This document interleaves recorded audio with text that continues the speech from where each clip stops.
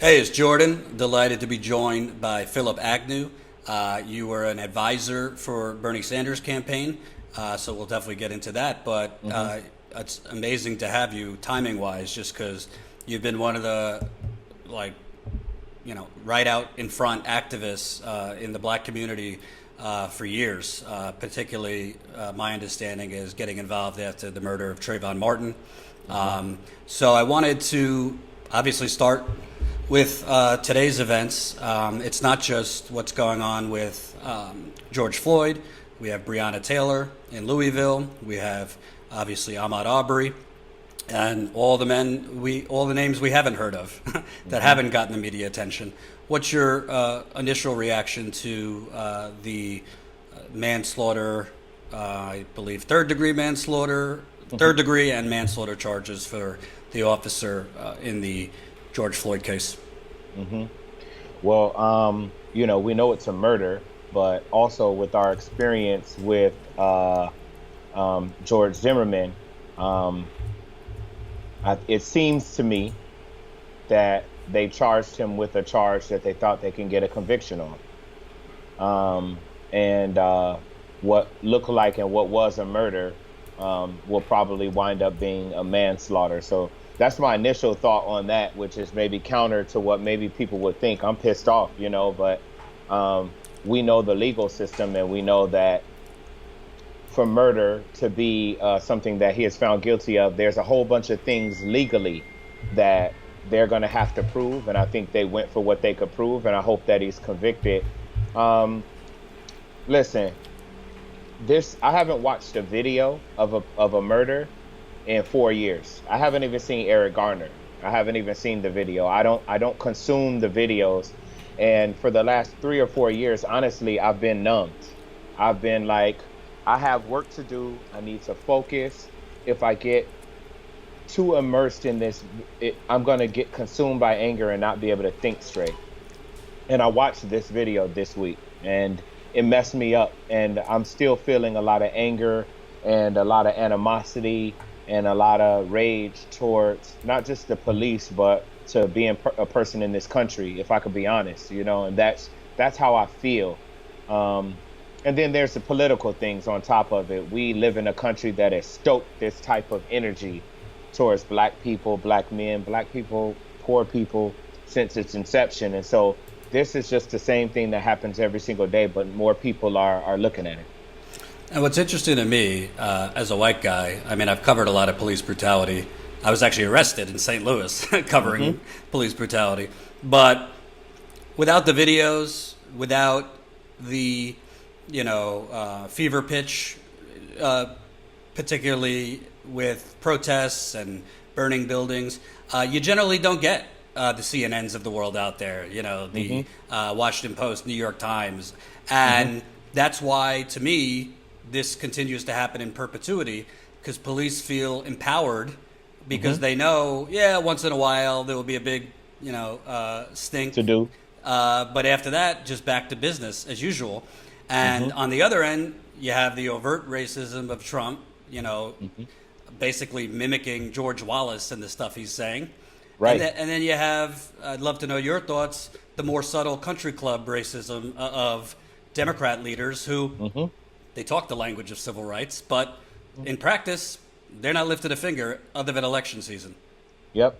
No, I mean, I'm a registered Democrat in Florida because I have to be able to vote in the primary, but I couldn't give a shit about either one of them. I think Malcolm X called them Dixiecrats, and I agree fully with your assessment. The Democrats, in some ways, but not all, but in some ways, have more dirt, more blood on their hands because they purport themselves to be friends of black people in the black community and human rights and civil rights and the rights, inalienable rights of all people. And they sit by and, you know, we've come to expect this from Republicans, um, and for Donald Trump. And this plays into Donald Trump's hand. And not to go on a tangent, but you know, he needed a war, and he called the coronavirus fight a war. He needs law and order. He needs these things to stoke his base. And this is absolutely playing in his hand. So it's to be expected that he would come out with some pseudo George Wallace stuff and some dog whistles. He doesn't, he doesn't even do dog whistles anymore, but some Reagan stuff, some Nixon stuff. This is who he is. But Democrats, particularly the ones running for or jostling for national office, still cannot come to grips with the fact that the people who make up the majority of their base are being murdered and slaughtered, and they can't say anything about it.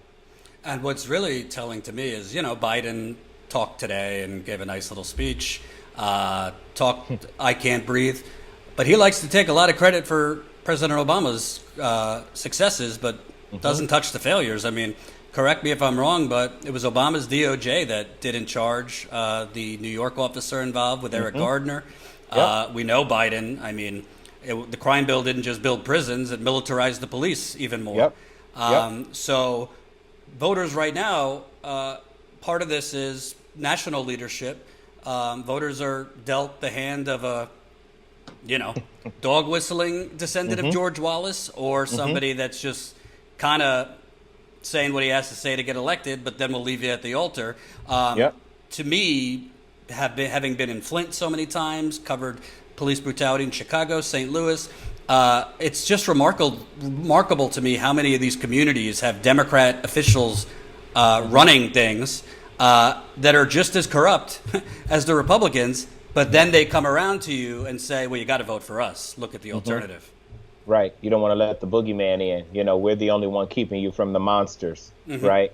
Yeah, it does suck. I think we've talked for many years about independent political power for Black people, for poor people. I think we are still coming to grips with what that looks like in this context. But I think overall, I always do this. I try to go back to what I can control. I can't control whether someone else is racist, but I can potentially build the power to control whether that racist can do something to me, or if they do something to me, that there will be consequences and repercussions for it.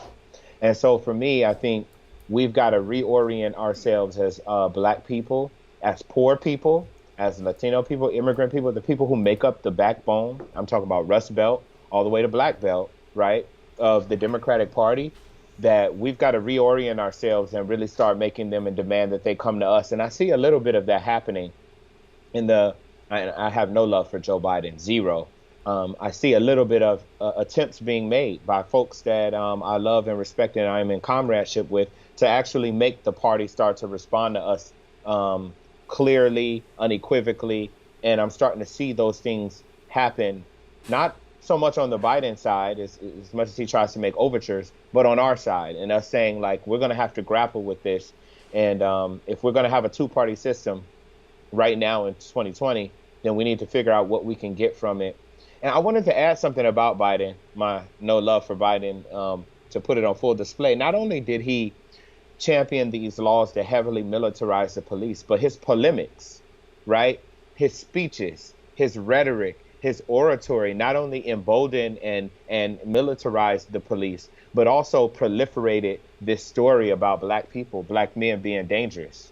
And so he was doing double duty on making sure that not only that people were very, very afraid of Black people and felt rightfully so, but also that they had the military weaponry and the laws to support them to do whatever they wanted. So he's guilty of both. And I'd like to ask you, because I've seen, whether it be from Standing Rock to other places, protesters be vilified by the media when looting happens or burning of buildings happen, which is always an isolated few. I don't think anyone would actively say, yeah, go ahead and do that. But I also can't condemn it because I haven't had my friends and family slaughtered for hundreds of years. And it seems like this is a tactic, which we're seeing now with the George Floyd protests, where, the FBI has been known to plant their agents in protest movements. They've done it with Native American revolts, Black Panthers. And, it looks like that the police planted some folks to bash those windows in at the AutoZone in Minneapolis. But then the media picks it up, and then it just becomes a debate about looting.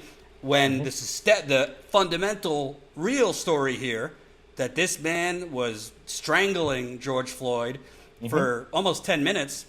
I don't think this has been talked about enough, but one of the officers got in front of the person shooting it to try and block their shot, which to me is, an accomplice there. What do you think in terms of, to me, the distraction that it gives the right wing, but also a lot of others, the chance to deflect and distract onto the looters and the arsonists in this? Yeah. Well, first off, this country has always valued property above black people, including and especially when black people were property. So it is a repeat of the narrative. It is a reassertion that the destruction of property is more viscerally felt by people than the destruction of someone's life, and the catastrophic effects that has on their family, their children, their mothers, their fathers. And so that's just a reassertion of that in the psyche of America, to remind you, hey, when property is disrupted, this is something that we should react to. I'm not one to quote myself, but I posted it today. At one point, I had something smart to say about these things. And to me, the analogy is like you're on a boat and you're shipwrecked on the boat, and you did sent a flare up and you wrote SOS and you screamed to the top of your lungs, and nobody noticed. And no one noticed until you set the ship on fire. And then everybody came and they could see it. And so to me, these are smoke signals, right? These are, first off, many of these buildings represent places where black people have been followed all around this store, and black people have been overcharged, and black people have been kicked out, and black people have been harassed, and black people have had the police called on them at these places. And so many of these are sites of discrimination and oppression and anger anyway, right? You can't trust everything that you read, but I did see a story come across at a bookstore.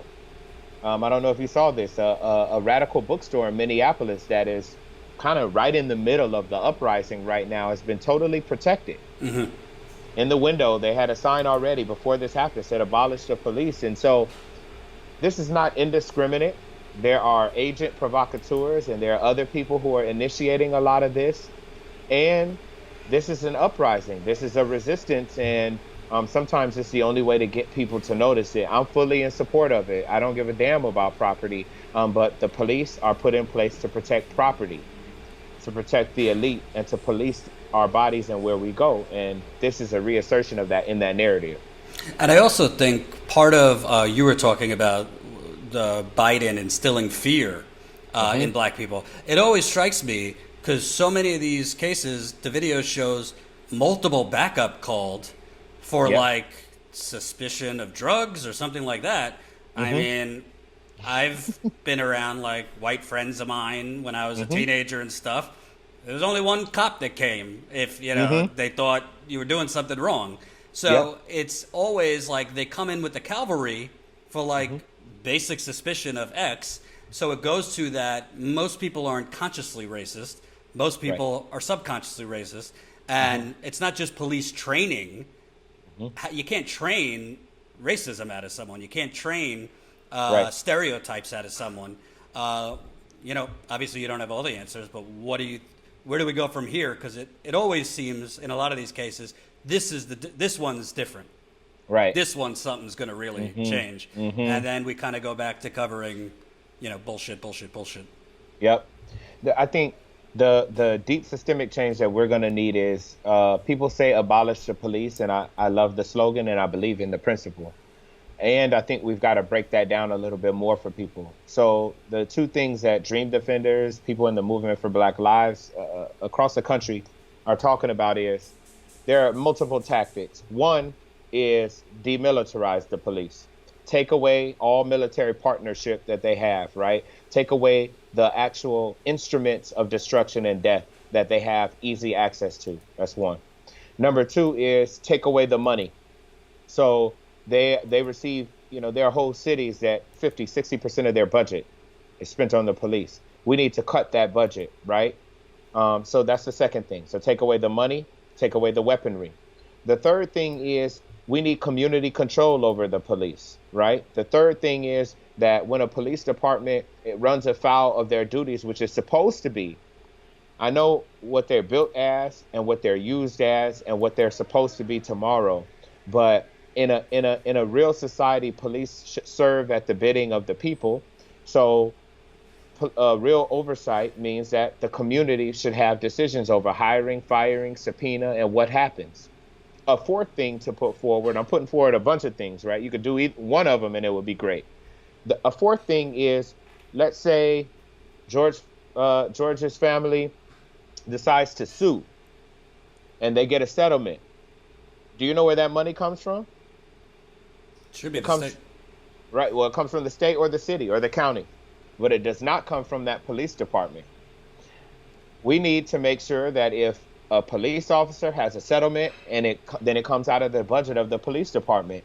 If every settlement that came out of the budget of a police department came out, or every settlement came out of their budget, they would behave differently. Hell, the Chicago PD would be no more the amount of settlements they've put out. They would be done. They would be done. And so what then happens? Racism doesn't go away. We're not going to be able to, you said it, we're not going to be able to get rid of racism. If we ever will, it'll be generational. But that police chief, if he says, yo, Jones, $50,000 from, you've cost us $50,000, you're fired. You're bad for business, because that's what this is. You're bad for business, buddy. You got to go. Or probably more likely, you're on desk duty. You're never going to see the streets again. Right. And so those are four things, barring eliminating the police departments, which is my grand vision, that we could start demanding right now, that I think will start to de-incentivize a lot of what is happening with police murder, et cetera. Mm-hmm. And lastly, obviously, before George Floyd took the national headlines, Biden telling people, saying the quiet part out loud was the big one. I'm not asking you to tell people how to vote, but you start seeing people like P. Diddy and others saying, no, this is business now. What are you going to do for us? Mm-hmm. What are your hopes in the next few months?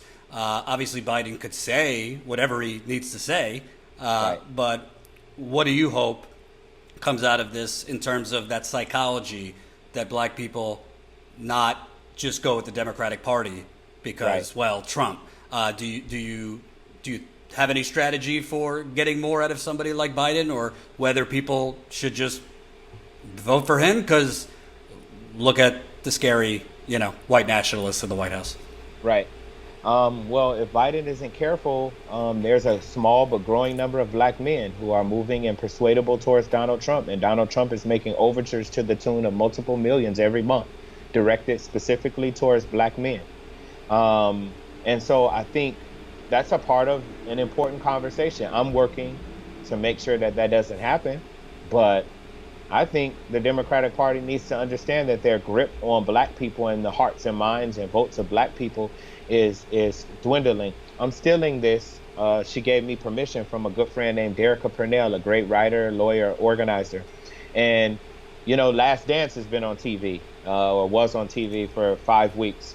And that's how I'm looking at this year. This is the last dance with the Democratic Party. We know we've got to do what we've got to do to beat Donald Trump this time around. But the Democratic Party needs to know and understand that they need to look themselves in the mirror, and they can die. And people have been living horrible lives under Donald Trump. And I've heard some people say, I'm willing to live 4 more years or 8 more years of it until we actually have a party that represents us. And I've never heard people say something that sounds fucking crazy, right? But if the alternative is to be lied to and tricked and fooled and made to look like a fool in the eyes of the people, then a lot of people are saying they're going to have to earn it next time. And so it's my hope that this is the last dance with the Democratic Party as we know it, and that I'm a hopeful, optimistic person that the people are going to organize to the point that we not only have people in office that represent us, but that we're able to win. Thank you, Phillip Agnew. I really, really appreciate it. Important voice. Was an advisor for Bernie for a hot second, as well as a surrogate. And we'll definitely stay in touch, throughout these stories. Thank you. Thank you. Peace. Hope you enjoyed that last video. Hop on over to statuscoup.com where you can sign up for our email list and become a member for as low as $5 to $10 a month. Membership is how we grow. That's statuscoup.com/join. And remember, join our email list so we can grow the revolution with you.